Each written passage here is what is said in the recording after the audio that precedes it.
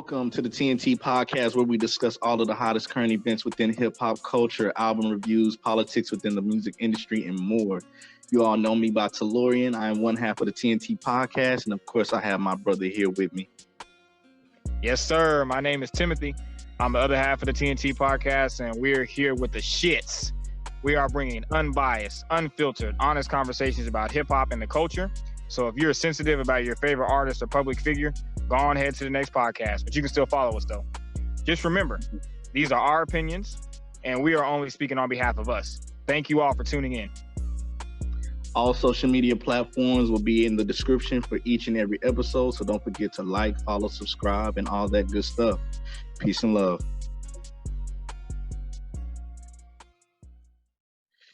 Yes, sir. We back with episode 44. This is one half of the TNT podcast, Tellurian, and yeah, man, we back. This is my partner, like we always do. Want to introduce yourself like you always do? Yes, sir. Yeah, we back. Episode 44 of the TNT podcast. This is Timothy. Man, happy to be back. I'm excited, man. I'm really excited. Yes, I don't know. Moving forward, I just think I'm just going to be excited all the time now because, well, I mean, I was excited before. I mean, of course, I was excited before, but, you know, things are just picking up for us. It's picking up, man. It's a lot of positive things going on. You know, we've been connecting with a lot of people. We got a lot of big things coming this year. Yeah, man, I'm happy. I'm excited, man. And yeah, episode 44 of the TNT podcast. How have you been, my man? I've been good, bro. I've been good. It's been a fun weekend, bro. It's been crazy. A really good weekend. You actually had your friend is actually, you said, moving to did you say Alaska? Yeah, Vidal. Yeah, shout out to Vidal. Yeah, she's about to move to Alaska, so we just had a little get together for her going away.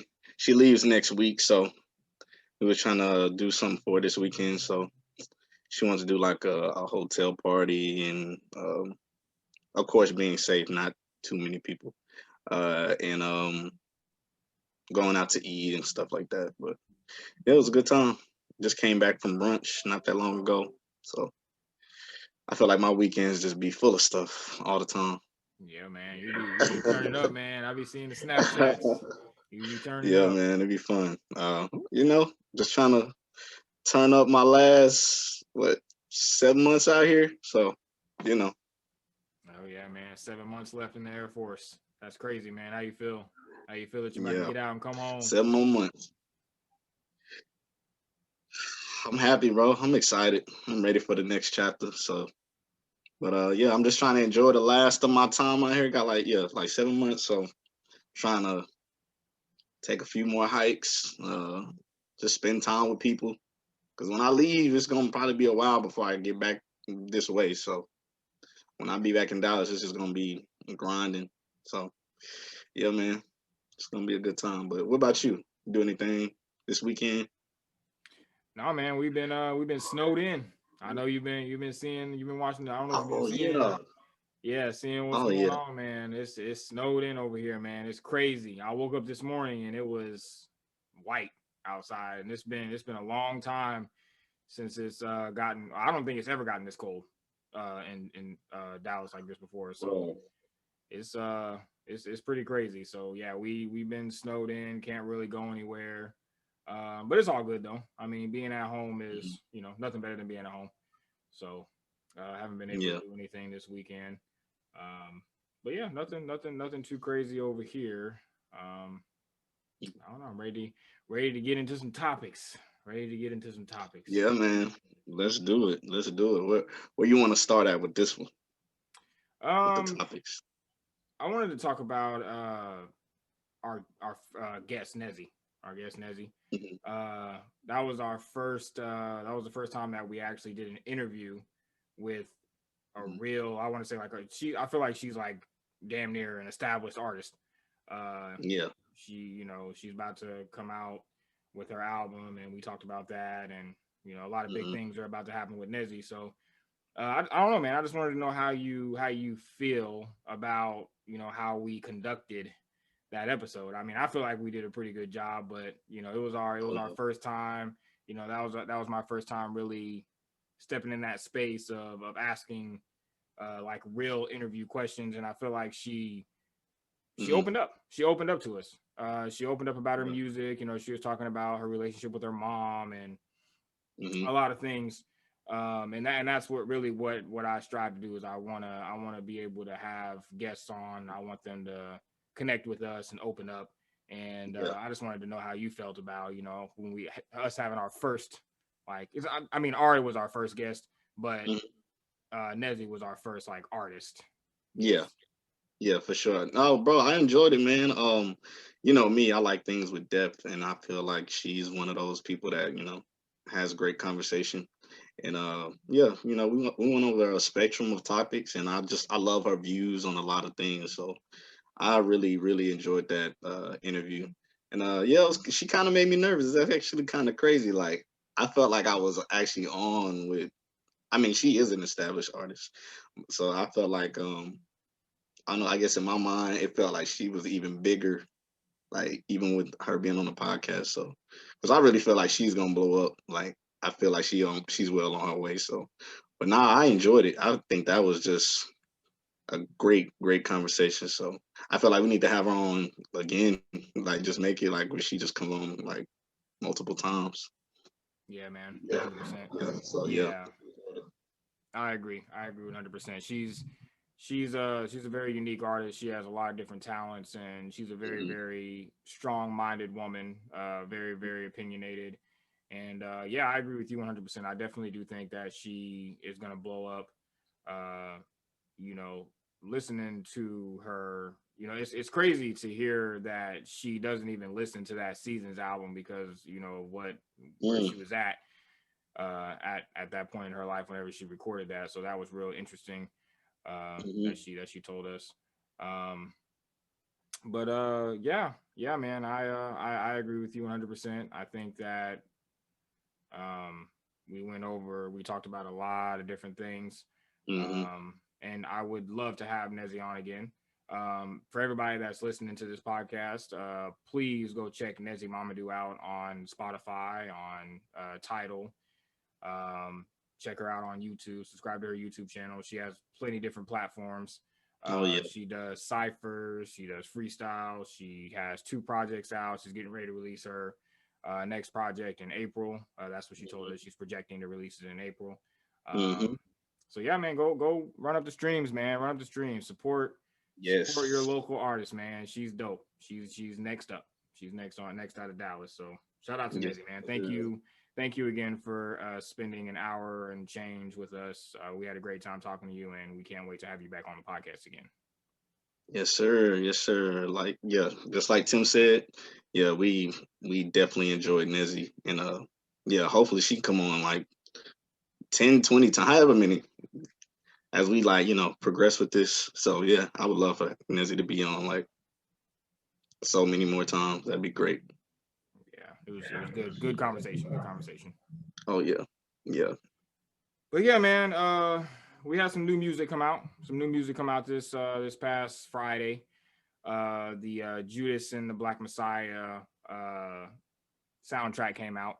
And I'll be completely honest with you, I'm not a soundtrack person. I rarely ever listen to soundtracks. I'm not a soundtrack guy. I don't know what it is about it. I don't really listen to soundtracks like that. I think maybe the last soundtrack that I probably listened to was the Black Panther soundtrack.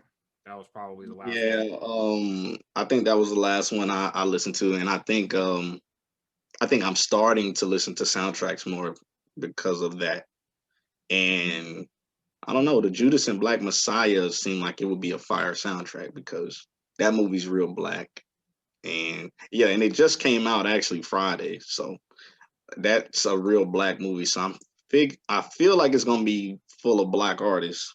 So I don't know. And I was like that too at first. I wasn't really big on soundtracks. And then like I don't know, it seemed like with these black movies, the soundtracks have been really good. Because even like like with the Lion King, they had a whole soundtrack, and then Beyonce made a whole separate soundtrack, and it was actually fire. Then she did a whole film with it, so that was pretty fire. So it's almost like she's setting the trend, or like starting a trend of you know the black movie soundtracks to be good. Even though the Lion King wasn't a black movie, it's kind of like a global movie for everybody. I'm not saying black movies ain't global, but like it was just a thing where she made a whole separate soundtrack, and it was just nothing but African artists and black artists, and I think that's going to, I don't know, well, really Black Panther, and like the Beyonce thing. I feel like that's gonna be like the start of people listening to soundtracks, especially with like black movies. So I'm probably gonna start listening to more soundtracks, more so with black movies. But um, I feel like it's gonna probably be a good soundtrack though. The Judas and Black Messiah. I'm interested in listening to it. So Yeah, it seemed like the track list had a lot of dope artists on it. You know, they of course they had Nas on it. They had her, mhm. Nipsey, Jay, Hit Boy, Rhapsody, Lil Durk, G I'm Herbo. listening to it. I got to now. Like that. Listen to those people you just named off. Yeah, G Herbo, Don Kennedy, all dope artists. And I think, you know, lately, uh beginning with the Black Panther, Mm-hmm. soundtrack albums have always been around for a long time, but I feel like now they're really starting to focus more on making complete cohesive albums, starting with Mm-hmm. the Black Panther album. I think because TDE kind of handled that, so I think they're Yeah. trying to make soundtrack albums sound like a lot better. Yeah. Yeah. And I like that.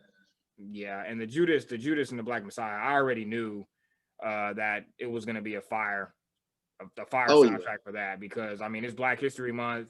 I already knew that they were going to have True. a bunch of A-list uh, black artists that are at the forefront of our culture on the album, so I already saw that coming.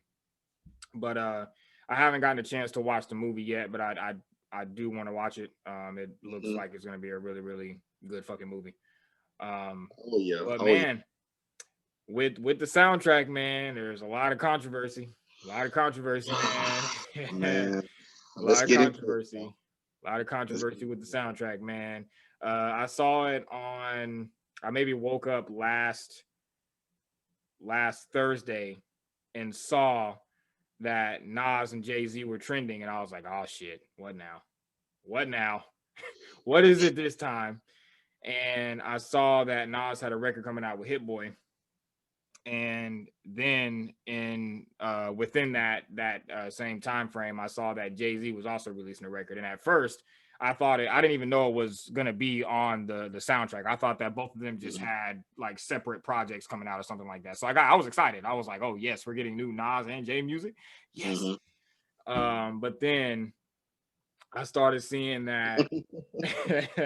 Then I started seeing sabotage, the word sabotage trending, and I was like, oh shit, oh shit, Jay is about to sabotage Nas' release date again. So we really gotta figure out, is Bro, Jay-Z really sabotaging Nas? Is he still, because we talked about this, you know, some episodes back. Uh is Jay-Z really still mad about this ether shit? Because this is crazy at this point. This is nuts. bro, this can't be a coincidence because this happened. This has happened like way too many times, and so either it's either it's Jay Z or somebody in Jay Z's camp. Like like we gonna release this every time Nas release something. I bruh, yeah, And this ain't a coincidence no more. It can't be. yeah, it, It it can't. can't it can't be a coincidence. And Jay-Z strikes me as the kind of petty motherfucker that would do some shit like that. And Oh man. Jay Jay he's just one of those people that just has like that that he's a troll too. Like Jay is a troll too. As much as people want to say that he's so far removed from the things that our generation partakes in, Jay is a troll.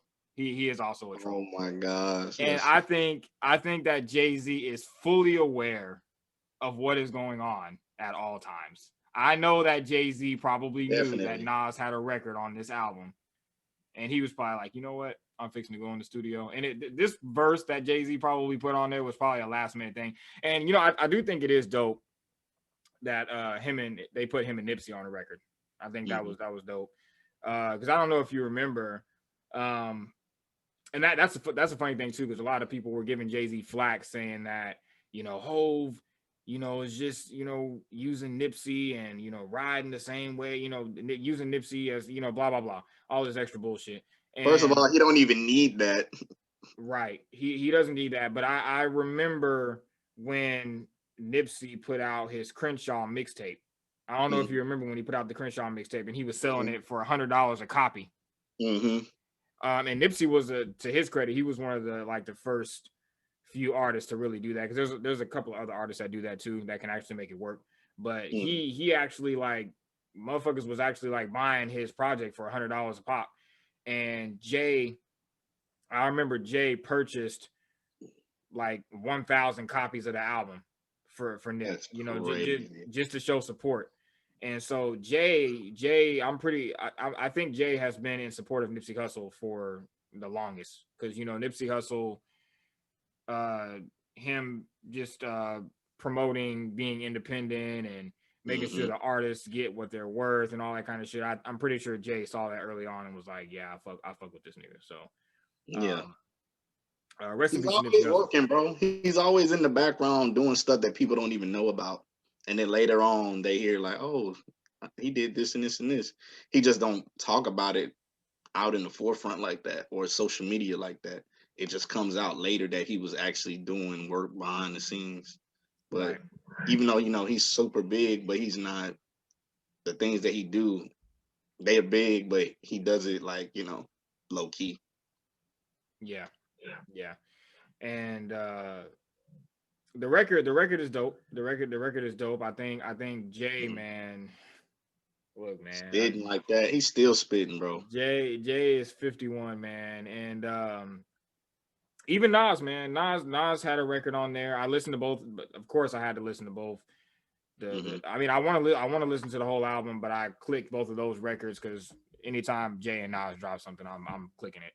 And Nas has a record on there called EPMD, which I thought was dope, because the concept of the record is hard work. And if you go back and look in the EPMD's catalog, they have a lot of themes, talking about hard work and shit like that.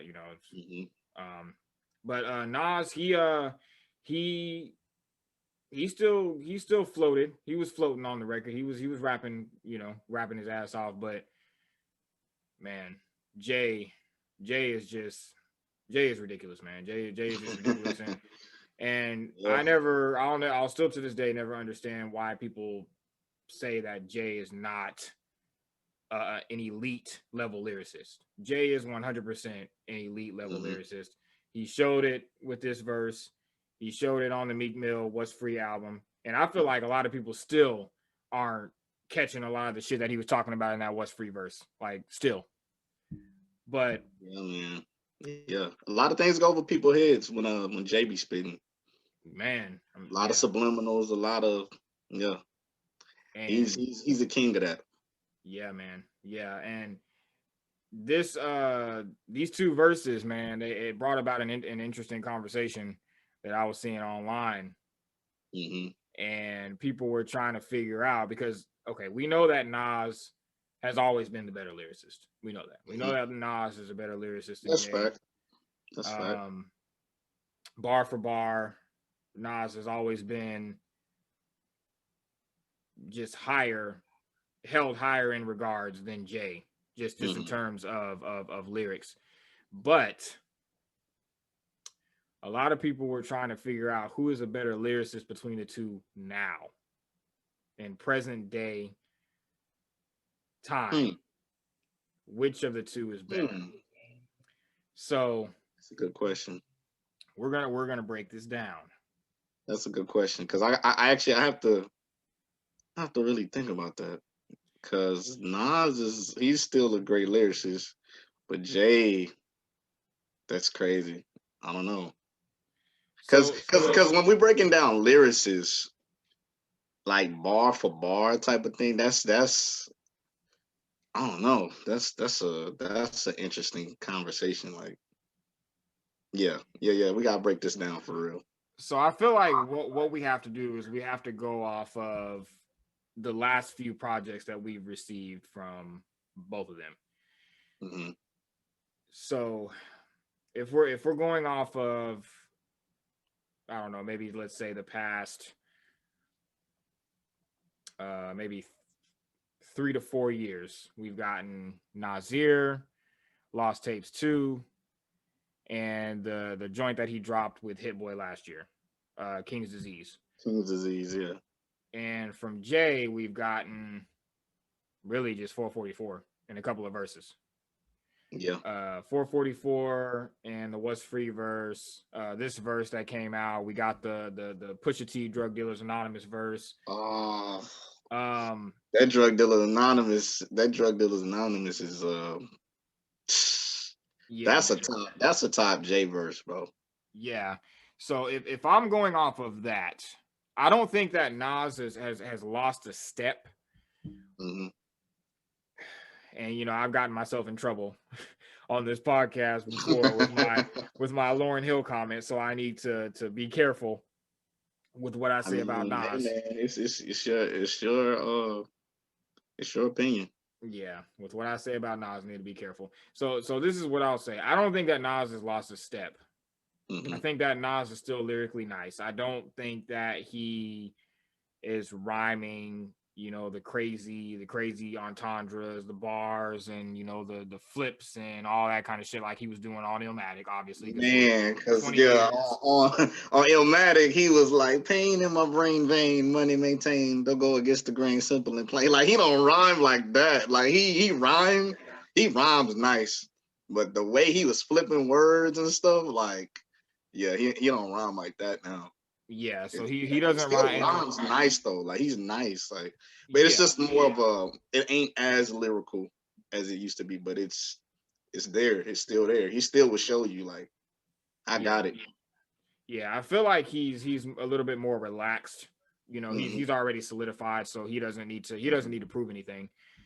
But I will be honest and say that I feel like some of the records that he's released within the past couple of years, some of it sounds a little forced. It sounds like he's trying to like force it a little bit. And I feel like with Jay, Jay is just he's been able to adapt to each generation with no problem. He's been able to adapt with no issue.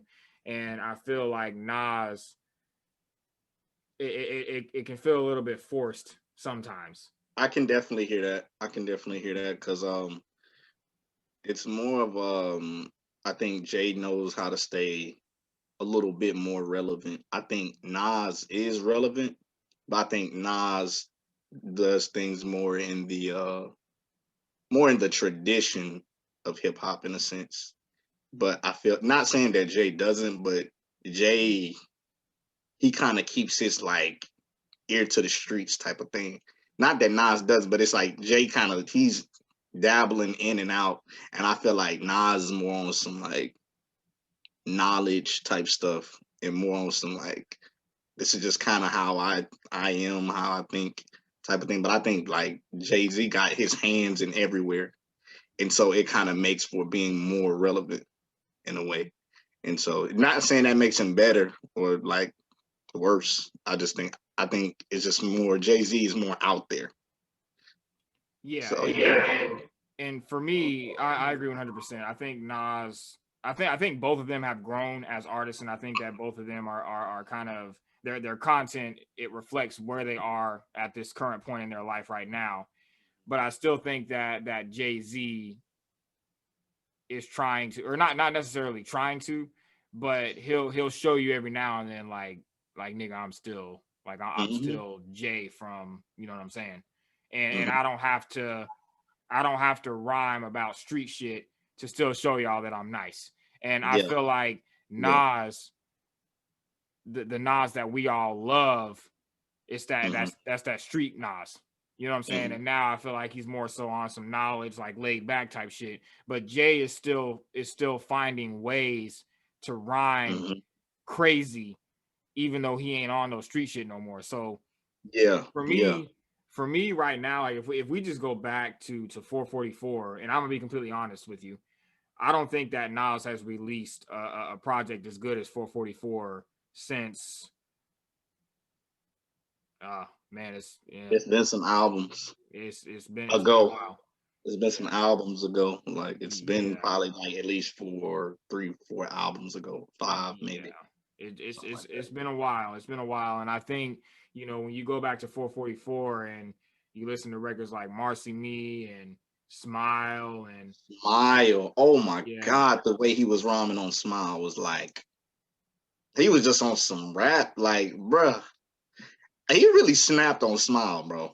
that definitely 100% that last verse, and the What's Free Meek Mill and Drug Dealers Anonymous. I think that Jay is just right now. I'm gonna say that Jay is probably the better the better lyricist right now. I'm not even gonna lie. Right now, It's he's the better hard. That's lyricist. hard for me to say. It's almost like I want to say Jay is a better rapper, but Nas is still the better lyricist, kind of.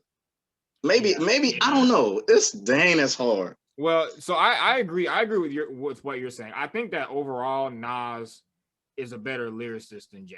I do agree with Yeah, that. I just yeah. think that In these right last now, years, yeah, like like now, yeah, yeah, these yeah, last couple of years, yeah. Jay has just been rapping better to me Yeah. Oh than yeah. Yeah. Nas. Yeah. Yeah. Okay. But I can definitely agree with that. I but can yeah, definitely. but overall, no, I still agree. I still agree that overall Nas, I wouldn't say that Nas is not a better lyricist than Jay. I'm not saying that, but I think that just going off of what we've had Mm-hmm. these past couple of years, I think that Jay has 100% been putting out better verses than Mm-hmm. Nas this Yeah. past couple Facts. of years. I can definitely agree with that because I think it's because I think a lot of things are subjective, and I think it also depends on like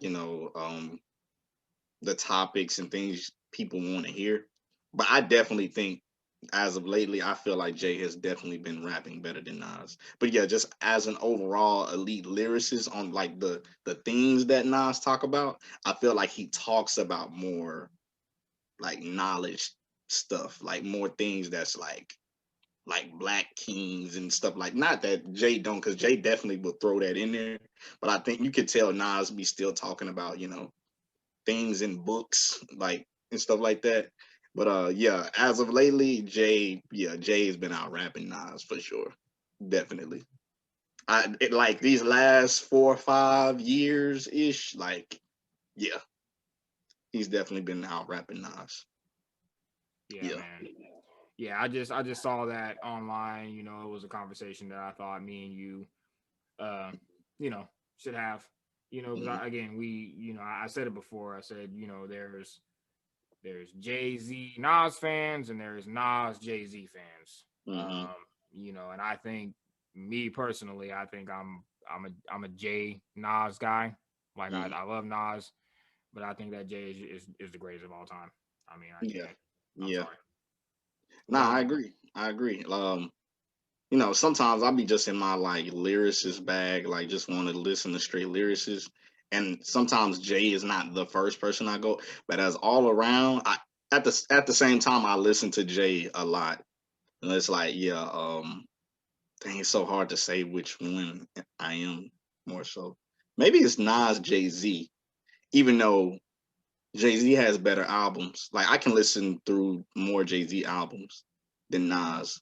But I guess sometimes when I just want to be on some like just hear like knowledge or just more, I don't know, more things that's happening in like the social political realm, I guess that's when I want to listen to Nas type of thing. I guess to just kind of be a little bit more aware of things. But yeah, Jay the GOAT. He the GOAT. Cause yeah, just the way he rhymes, just how he knows how to stay relevant, is he's the greatest, bro. Jay is the greatest. yeah, and going back to Nas, man, I think that's a conversation that we have to have on this podcast too, because I think people really try to shit on Nas, and Nas's catalog is not as bad as people make it seem. Like it's really not. Bruh, I don't like that. I don't like how people be trying to like make it like Nas's catalog is just straight garbage. It's Like, really not. Like to be it's honest. not though. Like it's really like he actually has a solid he actually has a solid catalog in discography. Like just naming off some just albums like Illmatic, It Was Written, Stillmatic, Godson. Like it's some good albums. Like I just feel like people be trying to like. I mean, Jay-Z albums are like, he has consistent good albums. And there's a couple Nas albums that's like, but yeah, I feel like people be trying to like just act like he has only Illmatic. I'm like, okay, that's not fair. Like that's not the only good Nas album. And then some people, It Was Written is better than Illmatic. That's me. That's me. Yeah. I think It Was Written is Nas's best project. Like, it's a toss up sometimes for me too. Like even though I listen to Illmatic a lot, it'd be a toss up between It Was Written and Illmatic for me. So yeah, I hear a few people say It Was Written, and then I hear some people be like, after Illmatic, that's it. I'm like, okay, you tripping. I think the reason why people say that is because Illmatic is such an iconic fucking album. Mm-hmm. How are you supposed to follow up with that? Like, how are you supposed to follow up after that? And I think people, it Was Written is a phenomenal album. It's a phenomenal project. And if you want me to be completely honest with you, I love Illmatic, and I think that has some of Nas's best verses. But I think that It Was Written probably has Nas's best rhyming. Like some of his best rhyming is on It Was Written. Like I Gave You Power is on It Was Written. I think it's like some of his best storytelling too. Definitely some of his best storytelling. 100%. Yeah, like 100%. Yeah. And one of my favorite Nas records, Affirmative Action, is on It Was Written. Oh yeah, That's probably one of the best posse cut records ever. Like ever. Exactly. So, yeah, man, and people need to stop shitting on that Untitled Nas album. That album is fucking incredible. I'm telling you, bro. People be trying to play Nas, bro. That was because usually Nas. I mean, he speaks about political stuff sometimes, but that Untitled album was like a full political, like just speaking on America album, and that album was great. That album was fucking great. I don't know why people. I think that album went #1, if I'm not mistaken. I don't know why people shit on that. Bro, people be trying to play Nas, bro. Yeah, I don't know why people shit on that album, but shout out to Nas and Jay-Z, man. I just wanted to talk about that because it's a conversation, man, and we're getting to that time, man. We're getting to that time where.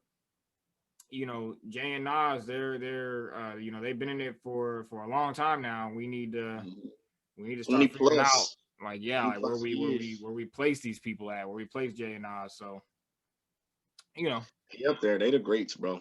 They are definitely the greats. 100%. But yeah, man. Shout out to Jay and Nas, two iconic people, iconic musicians. Yeah, man. Did you watch Malcolm and Marie? I did, man. I did. Man. Oh, man. I did.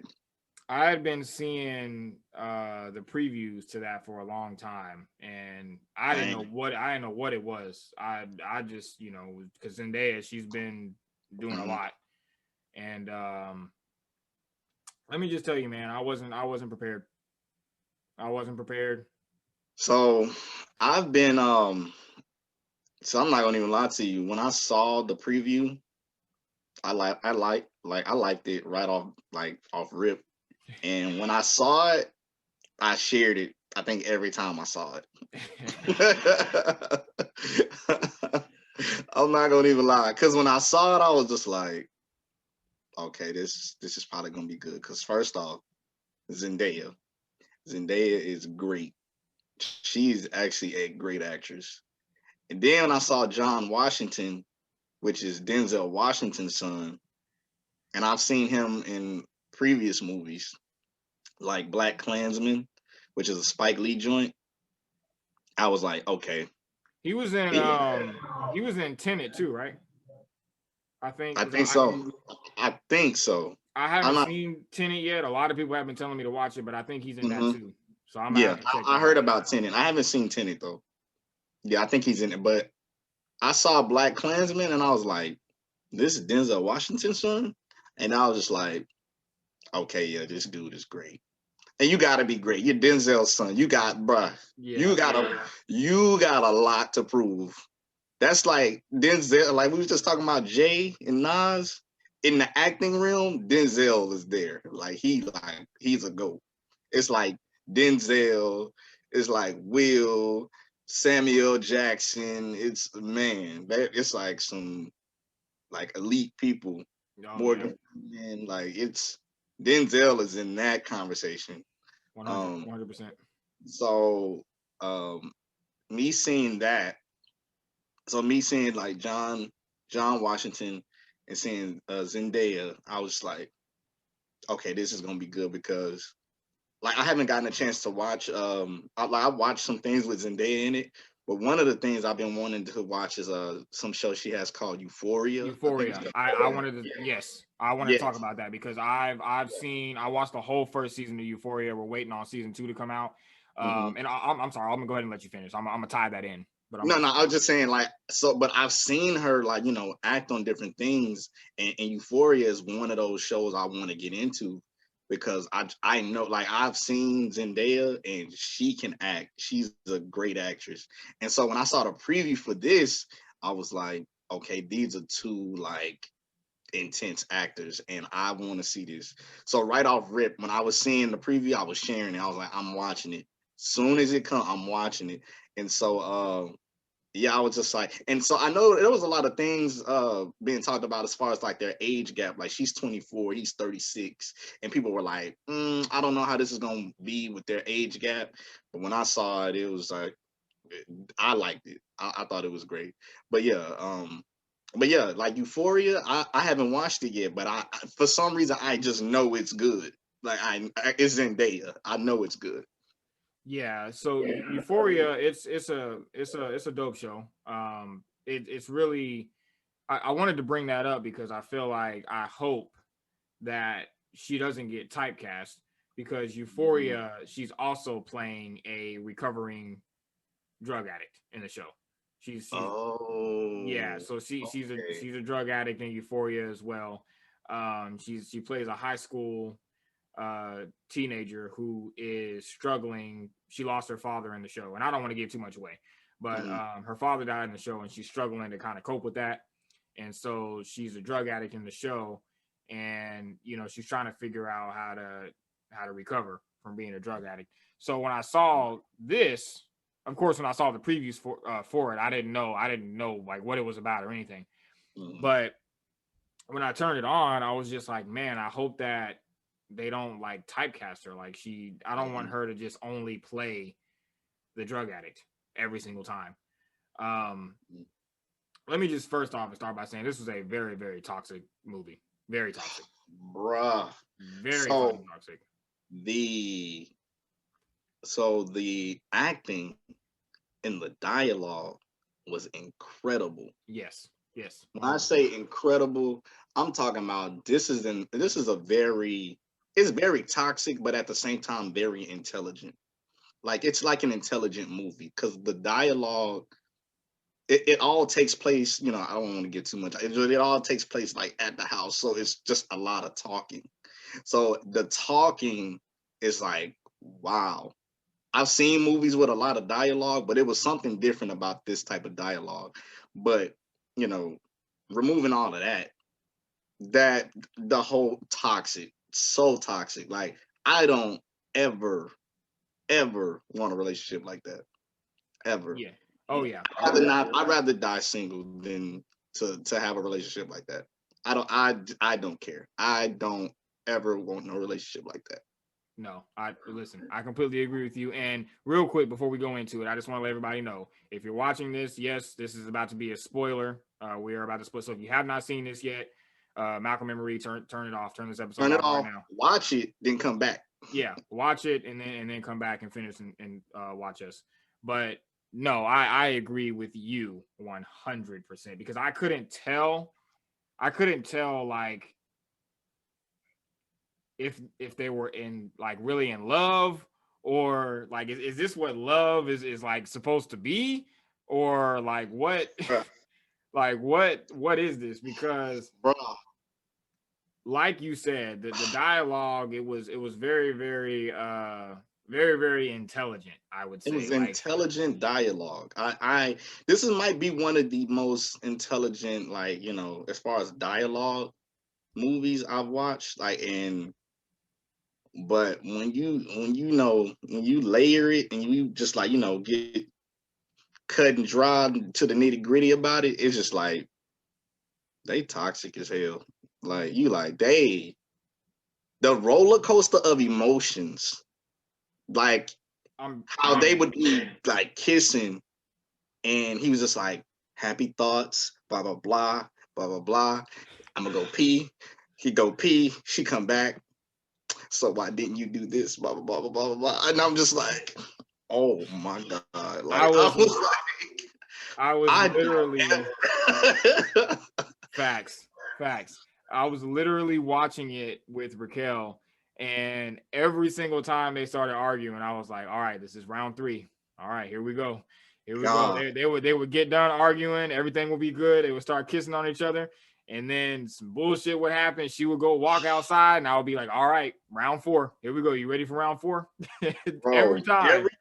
every time they would like, it would be something good going on. I felt like something else was about to happen.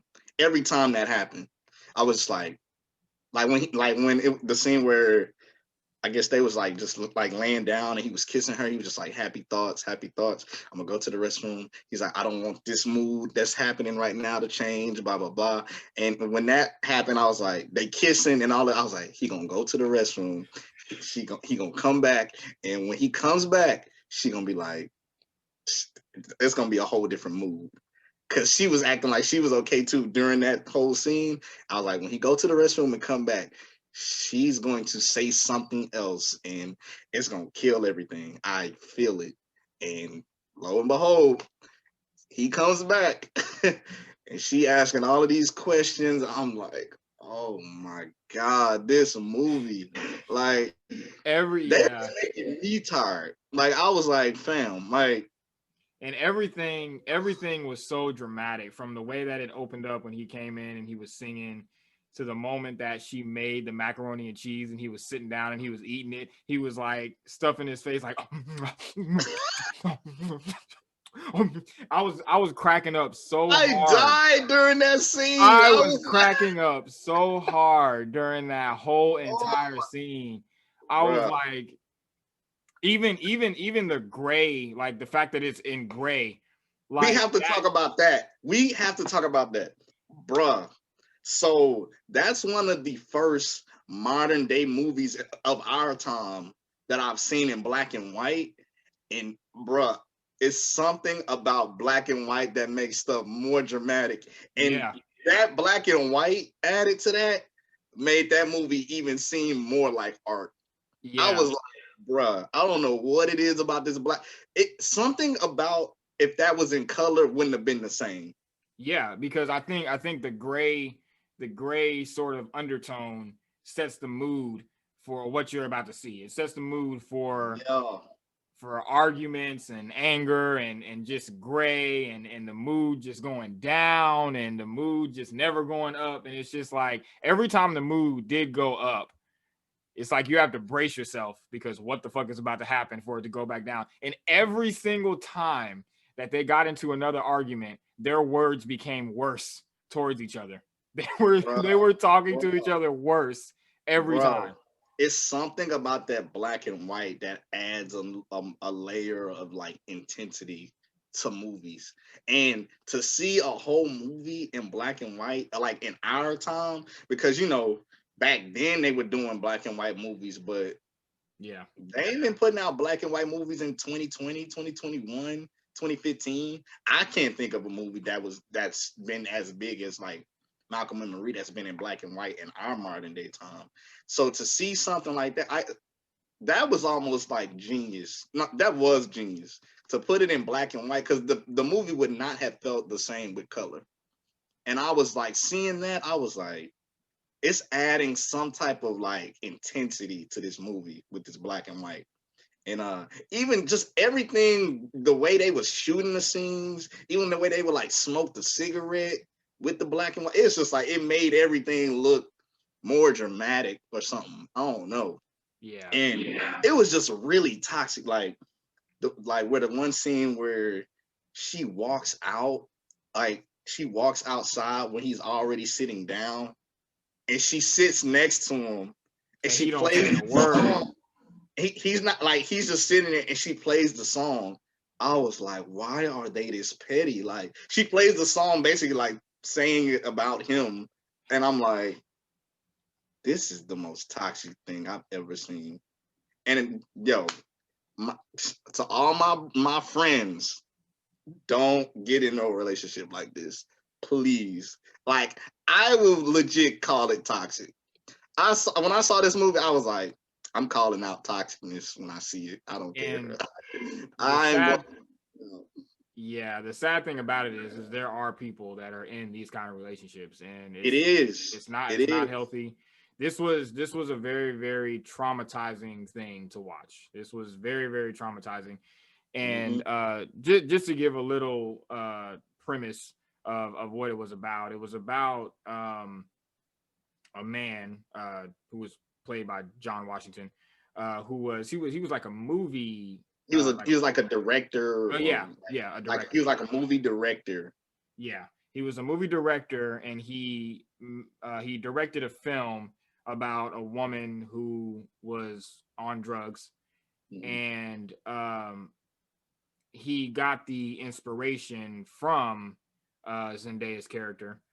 And she was a little bit upset that he kind of used her as a muse, and she felt like she didn't get the credit, because without her, I mean, there wouldn't have been the film.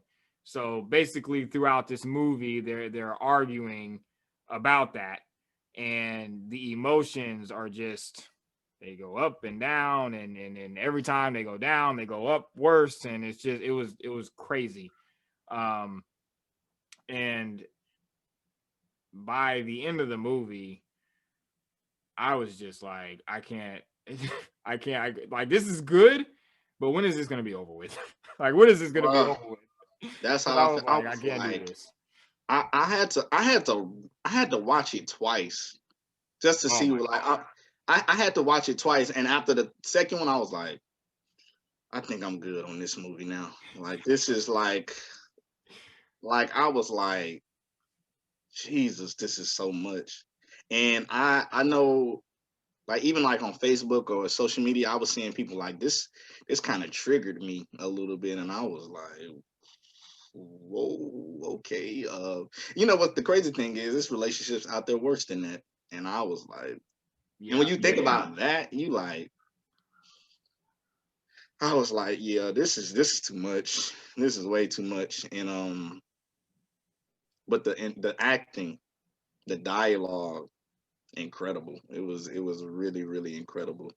It was just like, but when you take all that away, their relationship is probably, that's probably the most toxic thing I've ever seen on Netflix. If I got to be honest myself, like, if I had to say so myself, that was pretty toxic. I was like, and people just kind of throw the word toxic around, but no, that was toxic. Like, that was a Jesus. Like, I was like, I've never seen nothing like this. Like, I don't want to ever be in nothing like this. 100%. I think one of my favorite scenes was when she came and she asked him, why didn't you ask me to play the part? And he said that he gave her the opportunity to do it, but she didn't take it serious enough. And she came out with a knife, and she started talking crazy. She was like, I fucked all your friends. And she had the knife, like, she looked like she was about to kill him, and he was like genuinely scared for his life. And then she put the shit down. She was like, see, I could have did it. I could have played the role. I was like, holy shit. That right there is toxic. I was like, holy shit, because to me, she already killed the role, like in the movie, period. But she was acting within acting, and I was like, oh my god, like this is see, I'm telling you, it's layers to this movie, bro. It's really like, layers to it. Like you have to peel back layers in this movie. Like you like, I was like, she's already doing, and bro, when she started talking about like the opinions of actors and stuff, she's like, nobody cares. Like she's like, they're actors, blah blah blah blah. I'm like, y'all are acting. You realize you talking about y'all? Like, yeah, man. I was like, this movie is crazy. Like, I'm like, this movie had my mind just like twisted. I was like, this is insane. Like, and this is one of those movies to me that had like depth like in it. And I was just like, and you know, I enjoy movies with depth and just good storylines, or like, you know, even documentaries. Like I'm a really like Judas and the Black Messiah movie. I want to see that. That looked like it's incredible. I watched the American Skin. That was a great movie. Like I love movies that kind of just like challenge you in some ways. But off rip, yeah, that movie is toxic. It's toxic. Like that whole thing between them. The movie is great, but the situation was toxic. Super toxic. Yeah. And you know, I'm not, when it comes to movies, I'm not gonna lie. Like when I watched what was it? Us. It was Us with Lupita. Mm-hmm. I'm not good at deciphering like movies and stuff like that. I need explanations. So what exactly did you take away from this film? Because I guess what I took away, because I was trying to put together like how you said that she was talking about, you know, they're just actors. Actors' opinions don't matter. Mm-hmm. And you know, they kept bringing up the like the reviews of his film, and he, even though he got a good review, you know, he was still upset at the review because you know it was kind of pointing out a lot of like racist things and things like that. Like, you know, sometimes that critics don't even realize they're saying about black filmmakers and things like that. And you know, Zendaya's character was just saying, I don't know why you're making this a big deal. It was a good review, and you know, he was still upset about it. So I was trying to kind of tie in all of that with the toxicness of their relationship, and I just couldn't really like, I don't really know. Like, what did you take away from this film? Cause you know what? Cause I was trying to get to like the plot of the movie. Like I was like, what's the plot? And I don't know, what I took away from it was, you know, like some of the stuff that Lupita was saying, like, you know, as far as, you know, directors and writers, people don't really be like, some people hold on to actors and actresses and entertainers' words so heavily that that's really all they care about. And then some people feel like, you know, just because people are rich or whatever, actors or whatever, they shouldn't even have an opinion.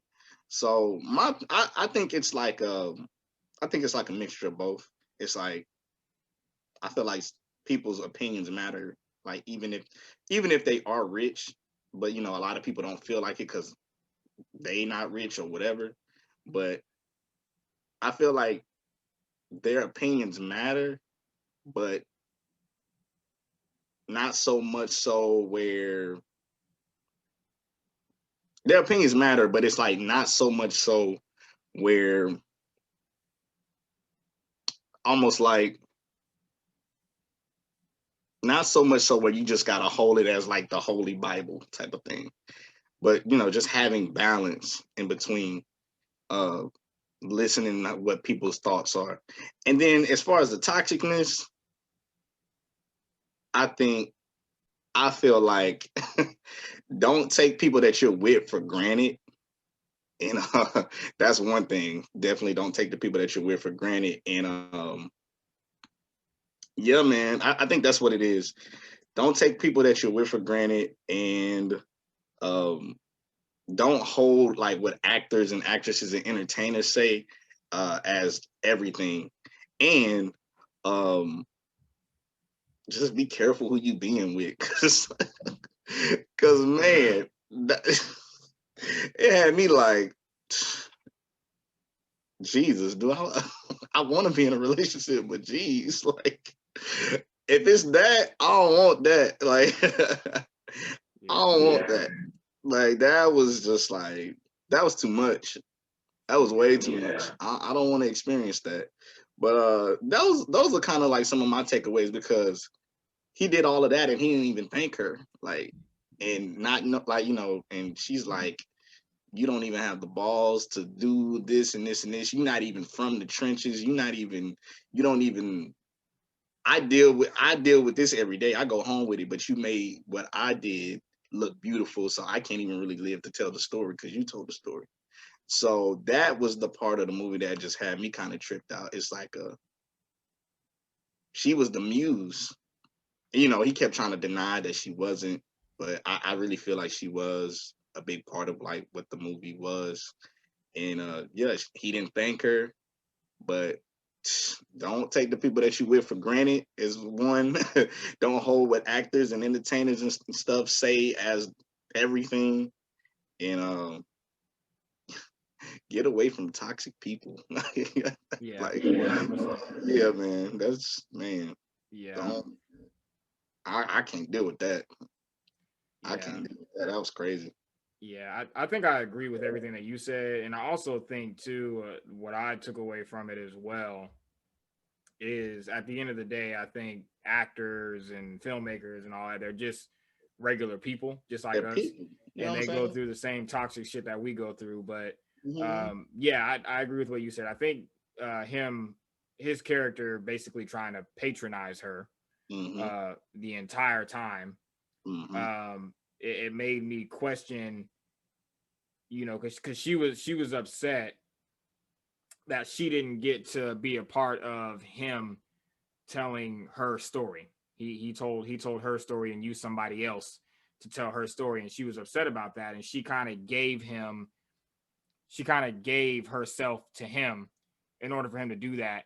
And it made me feel like only somebody that really loves you would do that. So it was like she really loved him, but did he really love her? Was he just using her as Yeah. his inspiration in order to make that film, and then saying all those things that he was saying to make her feel like shit, and Mm. which it made her bring out her toxic traits Yep. and say shitty things to him, because she was calling him mediocre and saying he wasn't Man, that good and all kind of shit. I was like, just bruh, like, damn, like I don't know like, if I'd be able to be with Raquel if she called me mediocre. Like TNT is mediocre.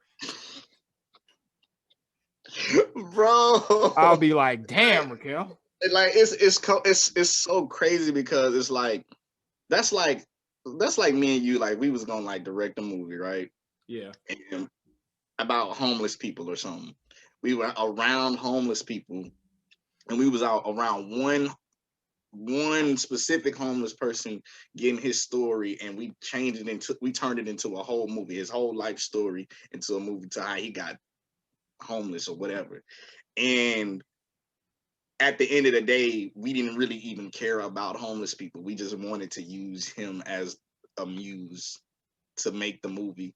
That's kind of what she felt like. It felt like a whole slap in the face.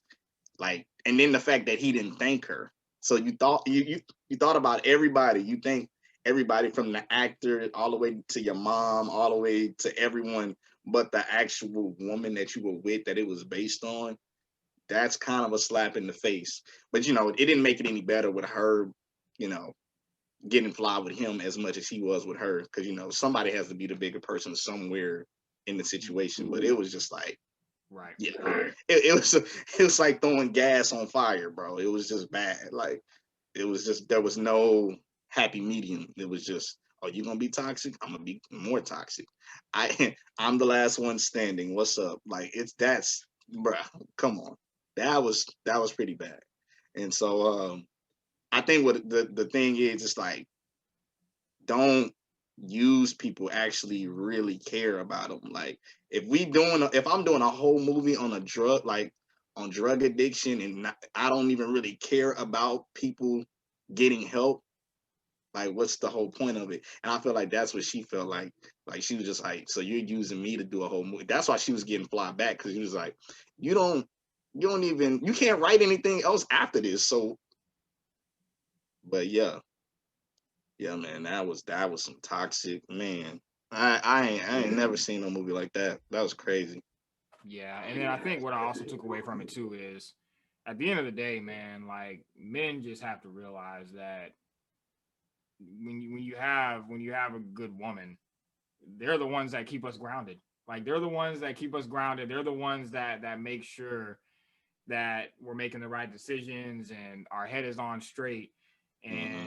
And that was another big thing that I took away from this. Is just to realize that when you're a man and you have a good woman, you know what I'm Mm-hmm. saying. Regardless of her past, because I know that she was a drug addict, Mm-hmm. but he was able to help her get to a better place. Mm-hmm. Um, I'm pretty sure, she helped him. She helped him a lot Mm-hmm. too. So that was another thing that I took away from it. But yeah, but this was probably the most. And it's crazy that you said that you watched it twice because I was done after the first watch. I was like, I can't do this again. I can't, because when I texted you and told you that we were going to be talking about it, I was like, should I watch it again? And I turned it on and I was like, nah, I can't do this again. I can't do this again. Bruh. Like it's too toxic, it's too traumatizing, and it's just crazy that there are couples out there that are really going through that type of shit. Like and, Yeah, and worse. Like there's couples out there that are getting physical with each other. And that was one thing that I was like, I'm glad that it didn't get physical bruh. in this movie, because then I would have been like, I don't know if I could watch this. I thought it was gonna get there. I thought it was gonna get there. I was like, dang, this. But it was, man. I ain't never seen so much verbal abuse. Like Jesus, like I mean, physical abuse is worse, it but is. the things that they were saying to each other in this movie, it was, It almost felt physical. yeah, it 100% almost felt like it was some physical shit. Mm-hmm. But Yeah. again, man, I had no idea that that's what this movie was gonna be. I thought it was gonna be just about just this amazing couple in love with each other and nothing but positivity, and that was it. I did not expect this. I did not expect it to be Man, that crazy. I've never seen nothing like this before. That was insane, bro. Like I was just like, my goodness, this is. It just don't stop. It was like one argument after the next, after the next, after the next. I was like, and when things looked like they were just, getting, chill. I can't do this for hours. Like, no. Yeah. I mean, if you oh man, like to even like that takes a lot of energy to be able to argue like that. Like it had to be tiring just for them to film this. Like that had to be Bruh, bruh. just for them to film it. It had to be tiring. Like, man. They made me tired, bro. But what I will say too, I'll be honest. Euphoria, because I definitely would recommend you to watch Euphoria. Anybody that's watching, if you did watch this movie, definitely go and check out Euphoria. It's a very very interesting show. It's a lot of crazy shit. It's a crazy show. It comes on HBO. Mm-hmm. Excuse me. I think they're getting ready to do season 2. So that's Mm-hmm. going to be coming real soon.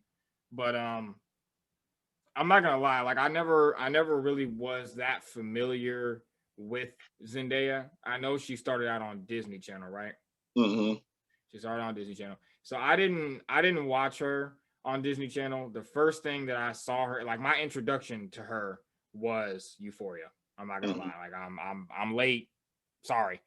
Um so I've always just kind of wondered, not saying that she's not talented, because she's very talented, but I'm just saying, like, I would always wonder, like, why people would always like be so crazy about Zendaya, because I didn't know, like, I wasn't aware.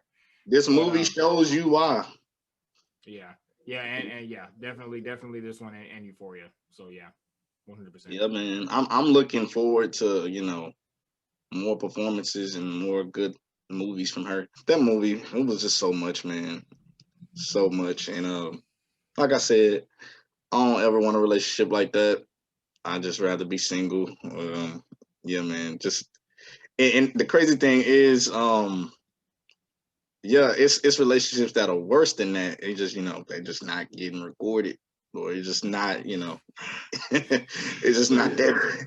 It's crazy, bro. So yeah, definitely.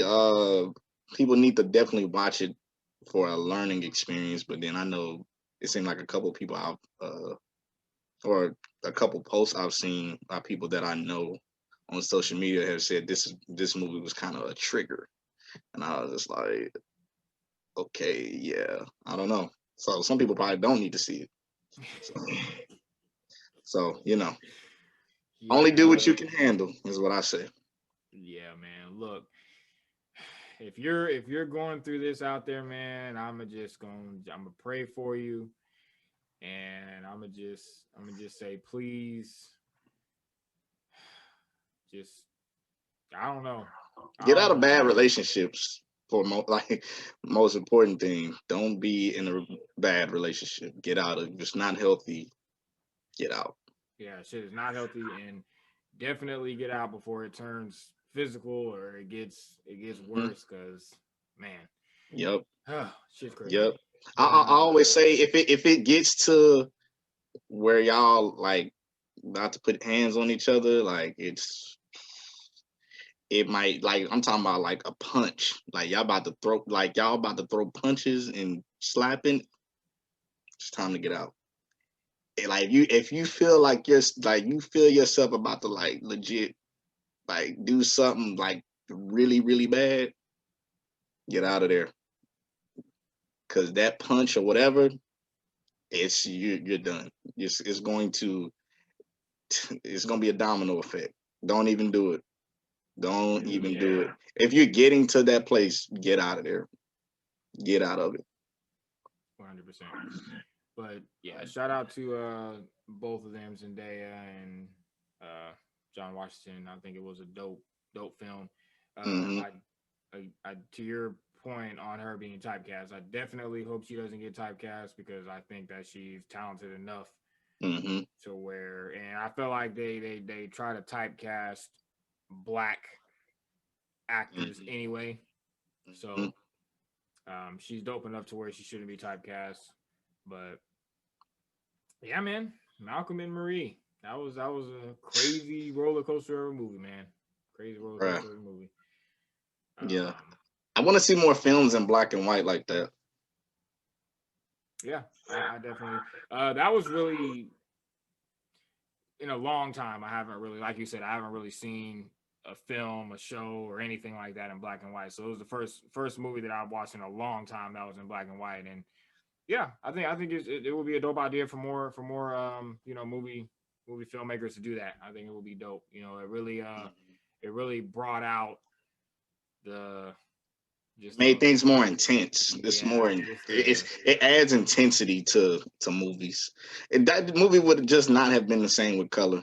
It would have been great still, but it was just that black and white. The way they showed her like cutting the butter, and it's just the black and white just looked more intense. Like it looked more like art. Like I don't know. yeah, especially the part where she was like in the bathtub and I thought she was gonna drown herself. I was like, oh shit. But Yeah, everything looks super intense with that. So technical difficulties. We're having technical difficulties over yeah, here, but I'm looking. I'm feeling like a dirty mo right now. I don't like it. no, it's all good. We still here. TNT still here. Um, no, man, I just wanted to talk about the weekend, the weekend's performance at the Super Mm. Bowl. Man, my man, Weekend, Abel, whatever the fuck his name is, got toe up from the flow up. Oh man, I never would have Off thought. rip, did you like the performance? Like, what did you think about the performance?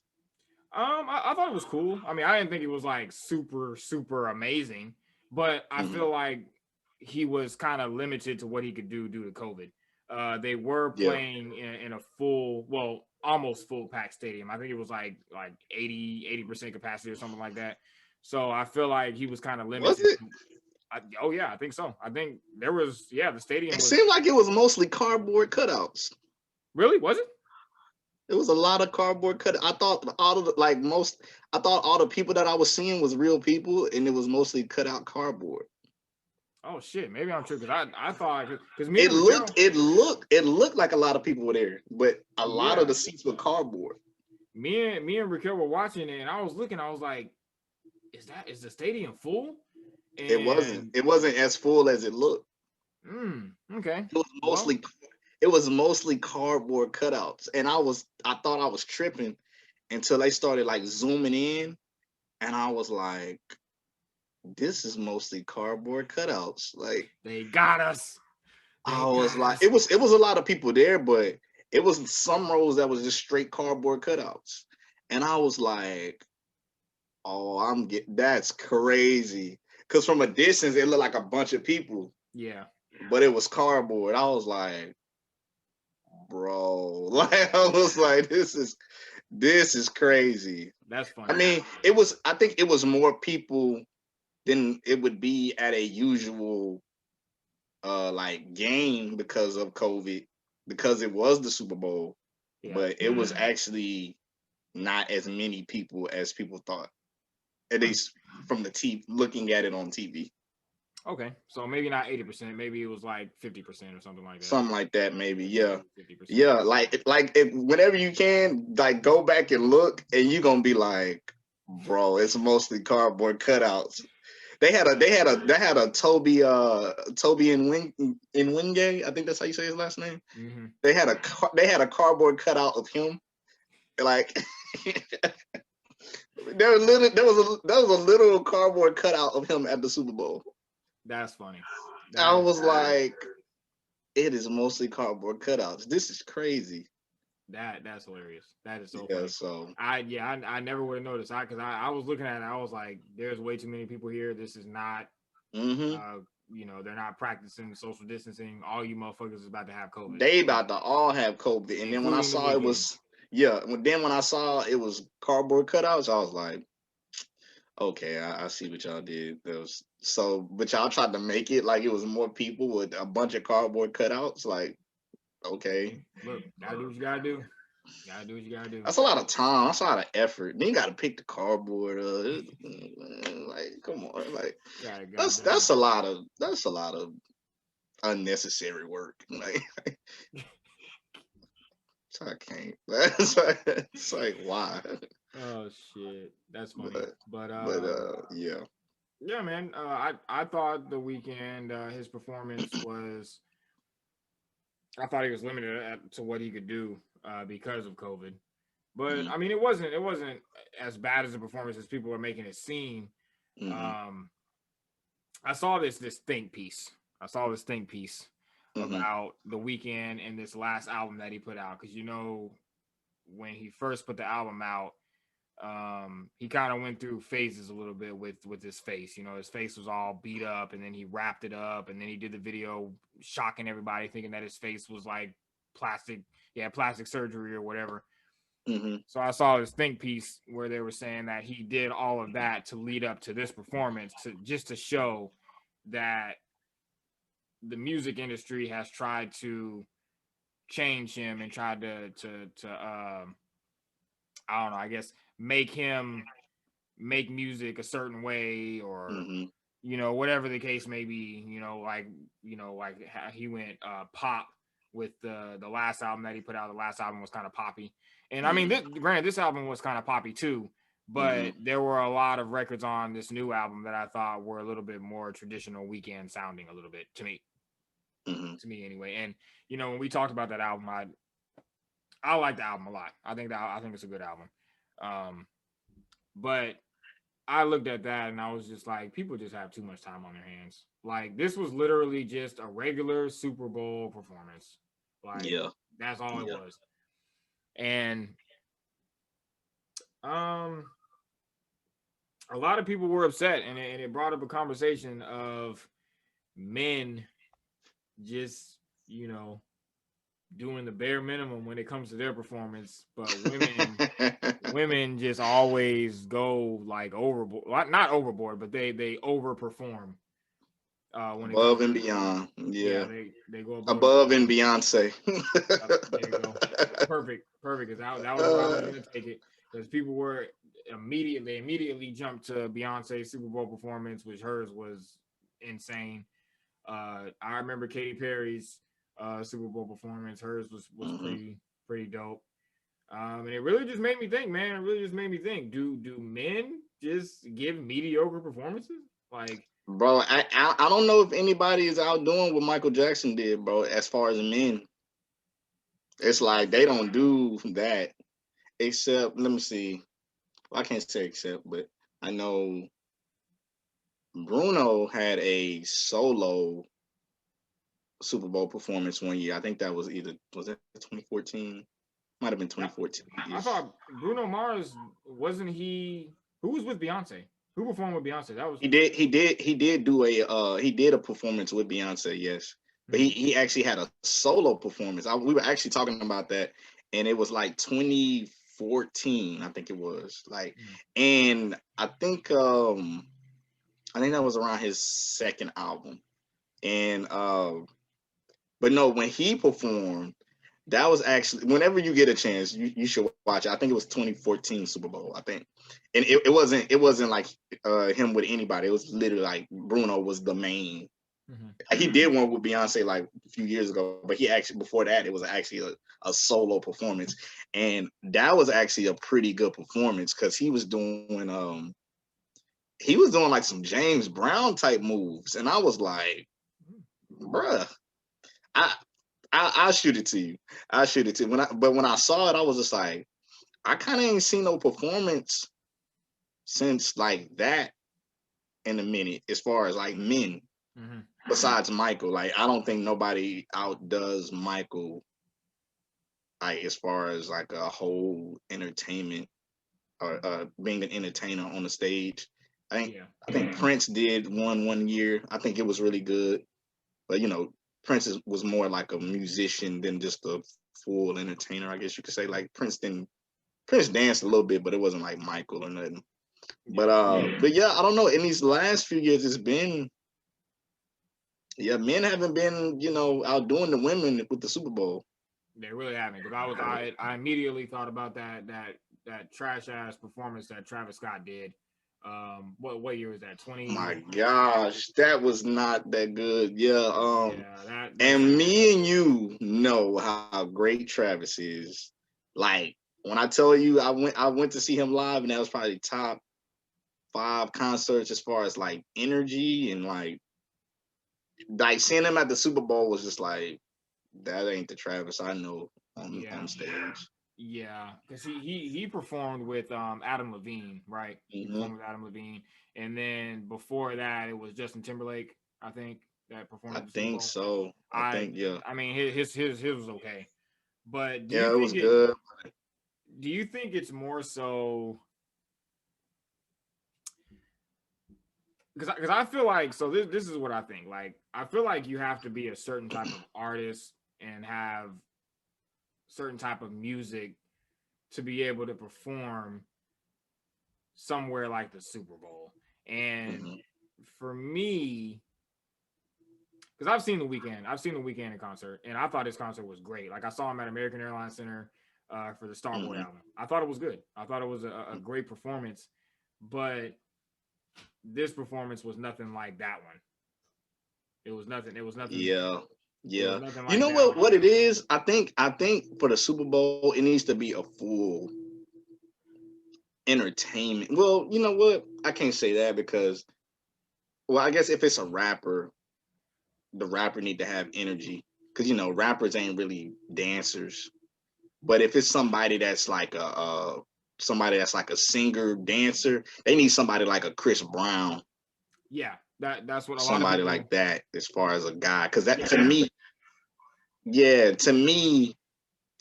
Chris Brown has that singing, dancing. He can come up with a whole dance routine or whatever. He can have a whole, like, The Weeknd is just more of a singer, move around type singer.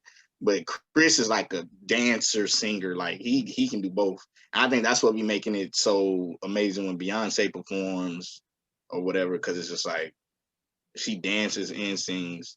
I feel like Chris Brown would be like one of the ideal Super Bowl performances. But what it is, though, like, I was looking, I don't think Chris Brown fan base is even as big as the Weeknd's. Like I was thinking, Chris Brown's fan base is huge. But one day I was on Spotify and it was like, I think I looked, it was like 30 million listens for Chris Brown. Then I looked for the Weeknd, it was like 50 million listens. I was like, oh snap. I was like, has the Weeknd like surpassed him in a way? Like, well, I know Chris Brown is like huge, but it seemed like the Weeknd has reached like a whole nother like audience. Like, I think what it is the Weeknd. He's done a lot of pop stuff. Once you cross over and you do pop stuff, your audience is, you know what I'm saying. Mm-hmm. It's so broad and you go so far. But I don't think that. I think that Chris Brown has had some moments in his career where he's had pop records, but I don't think they've ever been. He has pop songs. Yeah. He has some pop songs, but I don't think he keeps it usually in the realm of R&B. You know what I'm saying? And he'll go and do a little bit of pop songs here and there, but I think the Weeknd has just like, and so I wonder how that would work as far as Chris Brown being at the Super Bowl. Like, I would love to see that. I definitely think that Chris Brown could do a Super Bowl performance, because even though the Weeknd has a bigger audience just in terms of pop, Chris Brown also packs out arenas. I've seen Chris Brown at arenas, and the Weeknd also does arenas. So I definitely think that, and that's what a lot of people were saying, that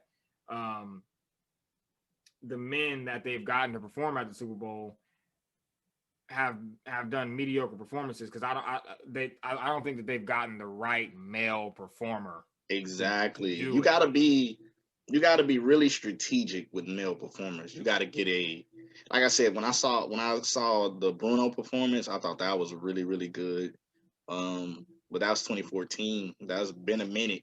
I mean, even though he performed aside Beyonce, but that was practically Beyonce's performance. Yeah, they just added Bruno in there, but Bruno had a solo performance like in 2014 or whatever. But yeah, they haven't, and Bruno was a good one. But yeah, you got to be, I think, real strategic. But I think sometimes they going off of the popularity of the artist and maybe not the whole performer like of that artist. Because the Weeknd, as far as popularity, he's practically there. Like, he's out of here. I definitely think that plays a role in it. You have to have a certain cachet to be able to perform at the Super Bowl. Like that's a fact. They're not just picking anyone. But I definitely think that Chris Brown will be somebody that could do that. But even just overall, like, performances, like, when you think back, man, like, even if you go to like Grammy performances and MTV performances, like, women have just always had like overall better performances.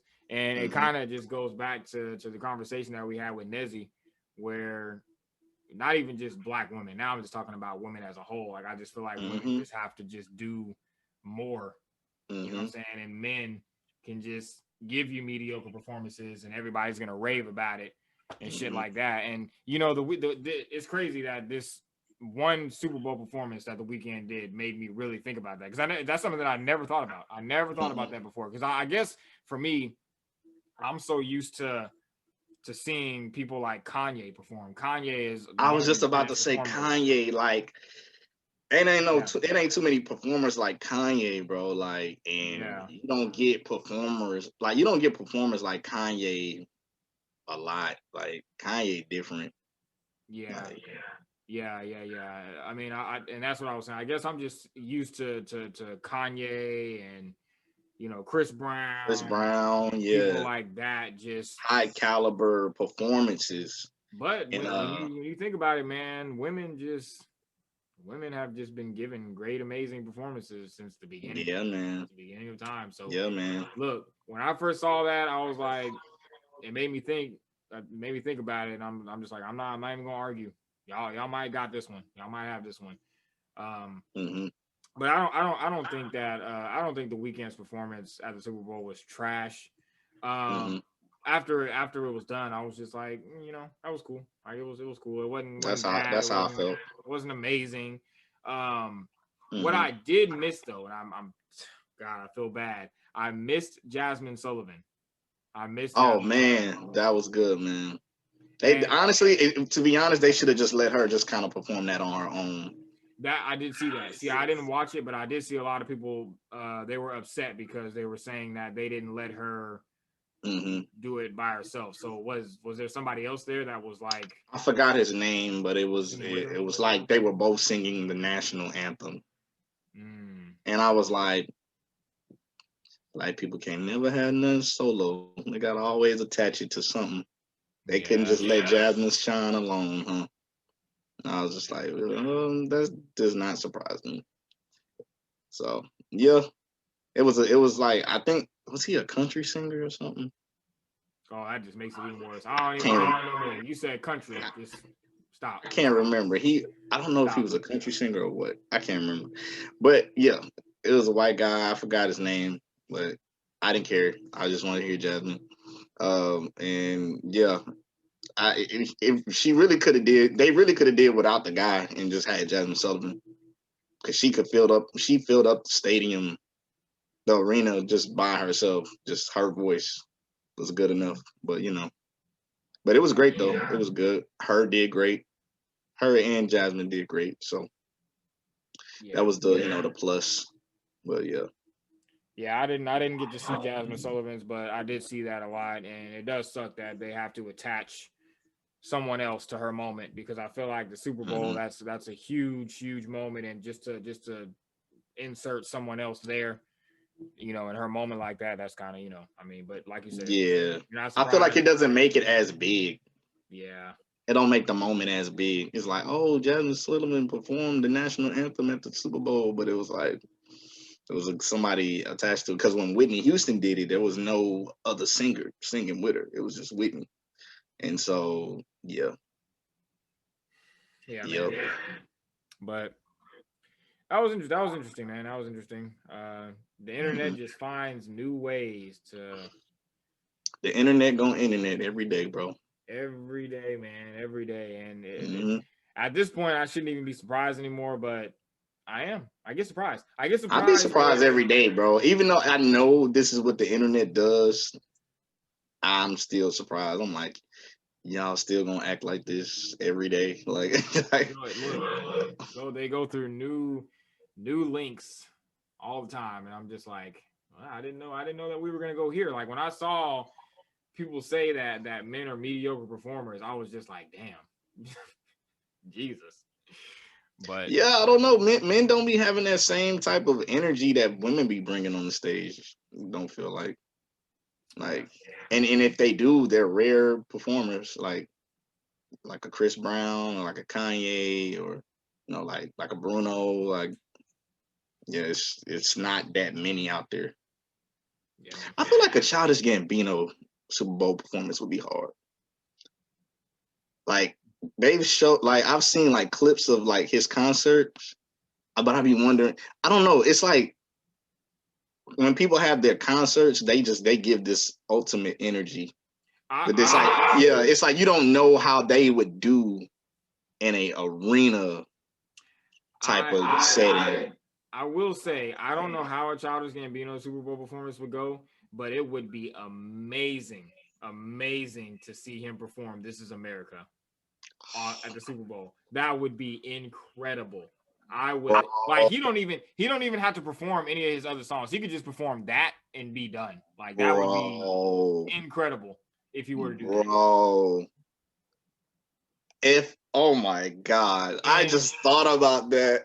Oh my God, that would be. Yes, if he performed that, I would want to see it reenacted the same way he did it in the video, with the dancing and all of that. Yes, like, he has to. It would only have to be that way. The same exact dancers, the same exact people, almost just the reenactment of that video. Yes, or at least maybe not the whole every single part, but play some stuff in there.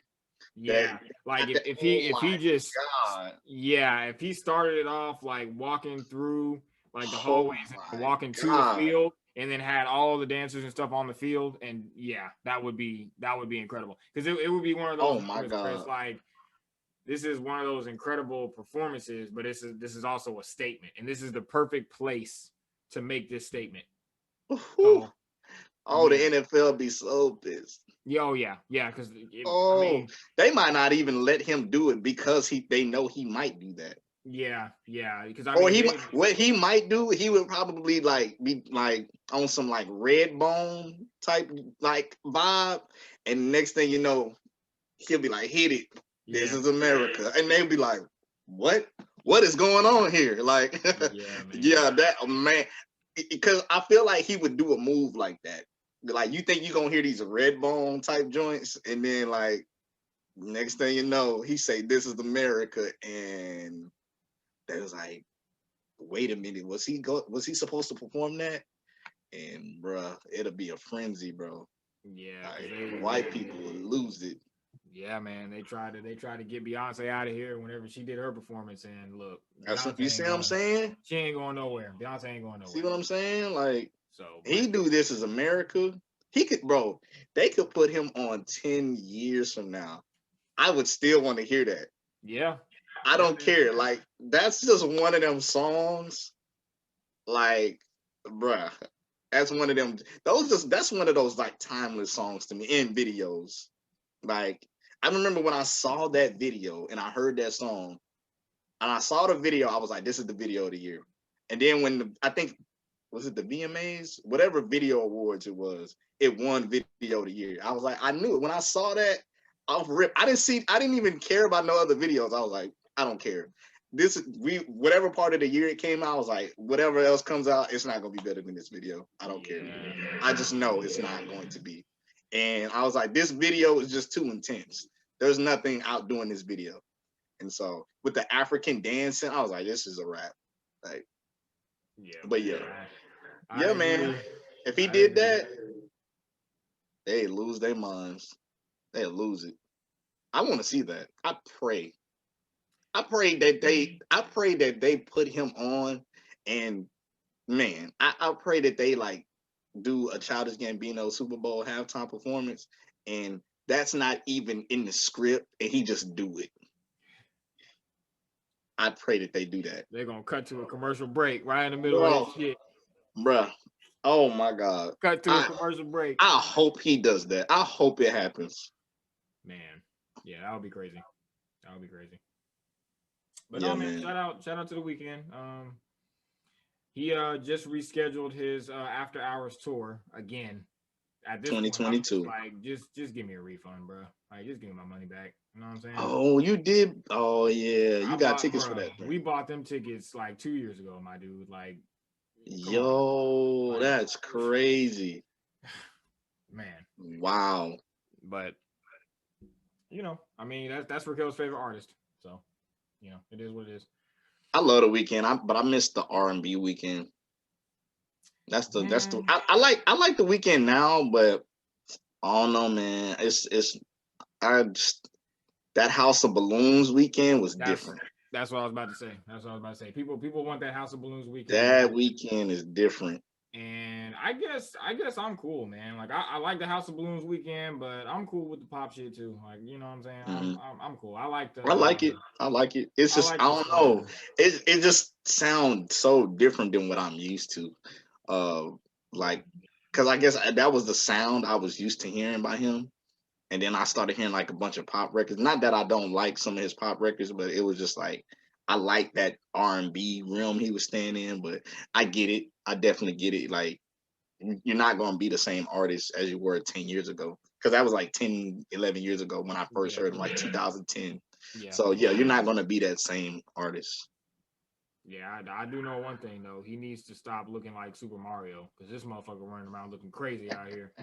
We need the hair, the fucking whatever. You want the dread? You want the dread? Abel back? We need the cactus. We need the cactus back. He had a cactus on his head. Man. That's what we need back. But, man. Shout out to the Weeknd. Shout out to the Weeknd, man. Yeah, shout out to the Weeknd. I want to wrap this up with the Kodak Black, man. Kodak Black. He got pardoned by Donald Trump. I never thought that would happen. Never in a million years. And Lil Wayne is smart. Lil Wayne is a smart motherfucker, So, man. bruh. So we talked. I talked about that with a couple people. I was like, Lil Wayne. dang, that man outsmarted. That man outsmarted everybody. The F is for phenomenal. Even though they don't stand for phenomenal. The F is for phenomenal. He was like, I don't care. I'm still a genius. Did y'all see what I did? Like, my man, Lil Wayne, man. Now I see why he did what he did. But yeah, man, they pardoned Kodak Black, and he was in there for actually some more serious allegations, sexual assault allegations. And a lot of people were upset, that he was actually let out on it, because I feel like that was still an ongoing thing. But he's out. And of course, like they did the Gucci Man, they think my man Kodak Black is a clone. And I don't want to spend too much time on this, because this is just the internet just being the internet, like we just said. But why can't Black people elevate and just get to a better place physically and mentally without us being a clone, or without being in the Illuminati, or whatever the case may be? Now, he does look a little different. I looked at it. I looked at the video of him and Johnny Dang, and the the jewelry and all that kind of shit, and I was like, kind of don't look like Kodak Black. But yeah, we gotta stop this. We gotta stop this mentality that Black people can't go into prison and come out a better person without it being a clone, or they killed him, or a conspiracy, or whatever the case may be. Like, we gotta stop that, man. We gotta stop. Yeah, man. I agree, bro. And I don't know, bro. I think it's a thing where people, when they're used to something and it's not served the same, they don't like it. They don't like change. People don't like change. So of course, off rip, they're gonna be like, oh, that's a clone. I was even when Dave Chappelle came back, they were like, that's not Dave Chappelle. Oh yeah. I was like, that's definitely Dave Chappelle. Like, I was like, so why? That's been annoying to me. Even though that kind of don't really look like it, looked like Kodak, but it don't look like Kodak. But the crazy thing is, I mean, but that can happen. Like, it literally looked like he lost weight. Like, it looks like him, but you're not gonna look the same when you lose weight. But that actually it looks like he just lost weight. Honestly, it like his face and his body just like is slimmer. They put up a picture of him, I think when he was in like high school, or so, a younger photo of him or something like that. And it literally, I mean, he looks different from what we've seen. It looks different. But if you look at him now and look at that picture that they released, it looks just like him. Like, they look the same. They look the same. But yeah, it looks like he literally just went in there, and you would think, being in prison, like when Gucci was in jail, he came out, looking like a fucking cut. Like it was cut as hell. I was like, and people saw that, they was like, that ain't him. There's no way. Right. I'm like, you do know people can like have a whole different body change, right? That Gucci Man came out looking like the Black Zeus. I'm trying to tell you. Yes, bro. Looking like a Greek god. Yeah, the nigga was cut up. He literally looked like he didn't even think the same. He didn't even seem like old Gucci. I mean, I feel like there's things where like old Gucci pop up, like in the Jeezy versus Gucci. In the Jeezy versus Gucci battle, like he'll tap back into the old. He's like, don't make me be the same nigga. Like, I will. I don't want to be him, but I'll be him today if I have to be him. Like, I was like, I knew he was the same Gucci whenever he did that interview with Charlemagne, and he was like, "Where DJ Envy at? He a punk ass bitch. Where is he at? He's a when pussy." He said he was looking for Envy, I was like, "That's Gucci, bro. I don't care." That is 100% Gucci Man. He was like, "He's a punk ass bitch. He's a pussy. I'm gonna see him. I'm gonna run into him. I'm gonna see him. Said, I was like, when he said, "Yeah, you can run, but you can't hide," and blah blah blah. I was like, "Oh my god!" Like this Gucci. Nigga. I was like, "This is Gucci." If y'all don't think this is Gucci, listen to this. And then look at this Jeezy versus Gucci battle. Like, nigga, this nigga, he was literally telling Jeezy, "Put that nigga in the." I was like, "Yeah, this is Gucci. This is Gucci, bro." Like. Ain't nobody just saying that to somebody, bro. Like, put that nigga in the dirt. I was like, Pookie Loke. I was like, he's saying this on camera, like he don't care. Like, I was like, who's watching? I'd be afraid, like people like the feds is watching this. Like, are you saying this on? It's 1.8 million views on this. This is the most views on a versus battle, and it's really probably more views than this because it's on other stuff too. So I'm like, yeah, this is Gucci. So, but I don't know what that is. It's like they're like, this can't be Kodak, that can't be Gucci, that can't be Dave Chappelle. I don't know, bro. Yeah, I just want to know why they only do it to our people. Like, why is it only when black people get out of prison or get out of a situation and they come out and they elevate themselves? Mm-hmm. Why is it that we are cloned or we're in the Illuminati or we sacrifice someone? Like, I don't understand that. I hate that. You're not doing us as black people any justice by creating that narrative. So, and he still sounds the same. Like Kodak Black, he still talks the same. He still sounds the same. Everything is the same. But in the grand scheme of things, I feel like that narrative is only hurting us because I feel like other people see that, like other people, not people of color, other people, people see that and they run with it. They run with it. Like niggas can't ever come out of a situation on top and be better. It's always some, you know what I'm saying? I don't know. Maybe that's just me thinking too deep into it. I don't know. No, I agree. I noticed they only do that with us. You know, it's really, they really need to kill that narrative. Like it's really getting annoying now. And yeah, I'm tired of hearing that same narrative. And I've heard that with like 3 or 4 people. And it's just getting annoying. It's getting annoying. I don't know. I just feel like when it's something that people are not used to, or if there's a major change, people don't like change, and they stick the same type of stigma that was on you before you went to prison or whatever. It's just like that's not that person no more. Like they changed. So people don't like it. If it's a physical change, mental change, whatever, they don't like it. Yeah, man. So yeah. Shout out to Kodak Black, man. I'm gonna be honest with you. I need to listen to his music some more. I'm not the biggest Kodak Black fan.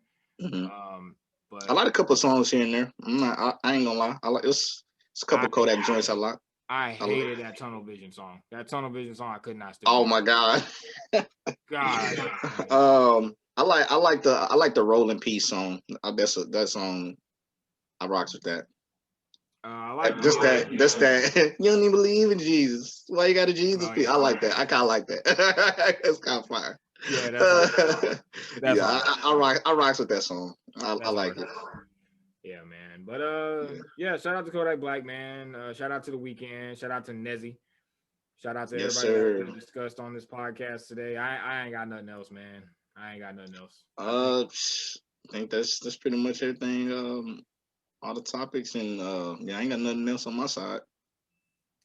All right, well, you guys heard it, man. We appreciate y'all for pulling up to episode 44 of the TNT podcast. Thank you so much for tuning in. Thank you guys for all of your support. We appreciate everybody that's come over to YouTube, and y'all are watching us on YouTube. Y'all are seeing my ugly ass face here on YouTube.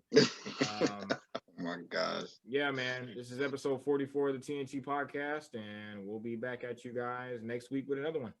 Yes, sir. Peace. We out of here.